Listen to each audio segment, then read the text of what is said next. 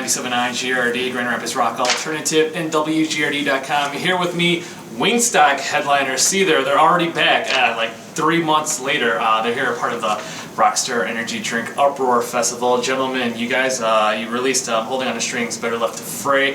What's been the response so far? It's been really good. I think better than any album we had before it. So it's good. I think we went away for a while.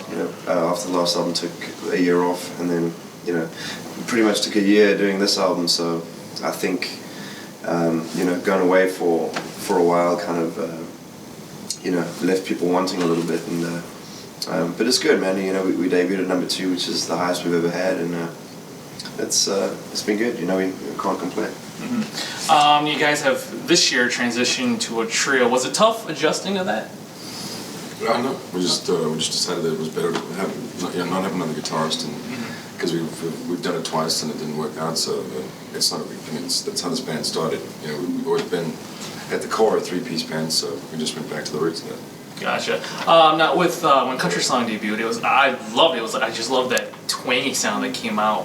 It was just so different from what you guys put out before. Was that intentional? Like, did you guys sit down and say, "Hey, let's do something that people won't expect," or did it just come naturally?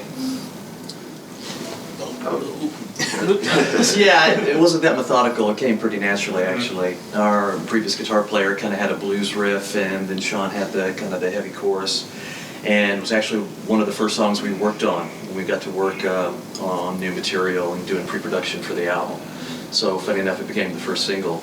But no, it just came real natural. I mean, we're kind of like, if we like it, and that's good, and we hope everybody else does too. But usually if we're kind of into it and high-five and listening back to it through the speakers there and the monitors in the studio, then it's good for us. Mm-hmm. Now, I really like the artwork on the record, but obviously as we know now, a lot of people don't buy CDs anymore. They download. Do you think eventually that will turn back around?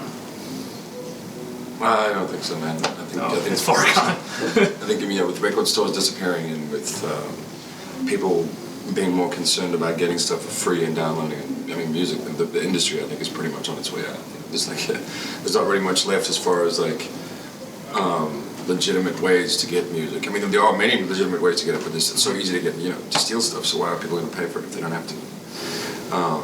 So things like artwork will disappear because there won't be CDs, there won't be product. It'll all be digital. So I think, unfortunately, there's maybe less the purists put out albums. Right.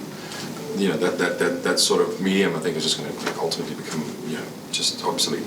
So how does Seether and other bands like you guys survive after all that? Besides, I mean, is it just strictly touring now? Pretty much, yeah. The whole industry's changing, and you need to kind of try and adapt to it and change with it. And there's all these social network websites and all these things that are hugely popular, or important for bands now. And for a couple of guys that started back when you had things like demo tapes and things kids of today don't really know about. What's a cassette? What? Yeah, it's kind of hard to keep up with it, but yeah, man, you just got to get out there on the road, tour, and I mean, people may be stealing the music, but hopefully they hear a song that makes them want to come to the show, and hopefully they have a good time and leave with a T-shirt or something. Mm-hmm. So that's kind of where we are right now. Now, I was talking to 3 Days Grace earlier, and we were talking about music videos and how they didn't put a couple out for their last 2 singles. But you guys, music video for Country Songs, one of my favorite. Do you guys still see music videos at least being still standard procedure for bands? I don't think you have to spend hundreds of thousands of dollars like they used to to make videos.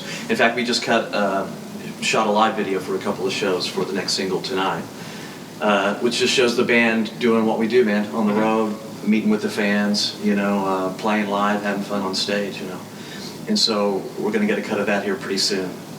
But I think that's kind of the new thing, I don't think you have to spend ridiculous amounts of money to watch a video that ultimately end up on YouTube. Right, exactly. So with the new record, I read that the theme was just letting go of relationships that seem to be toxic and unhealthy. Why do you think people find it so hard just to let relationships like that go? Because it's probably, you know, it's better to be unhappy and not alone than to be by yourself, I guess. Mm-hmm. That's in my experience. So. Okay. Same opinion. Yeah. Yes, exactly. Simple enough. Well, gentlemen, thank you. Seether, pick up their new record. They're playing tonight, Uproar Festival. There's still about 20 more dates left. You can go to Uproar's website, and if you want to make a road trip, there's a lot of great bands. So it's Dave Kim for WGRD.com and 97.9 GRD. People thinking that it's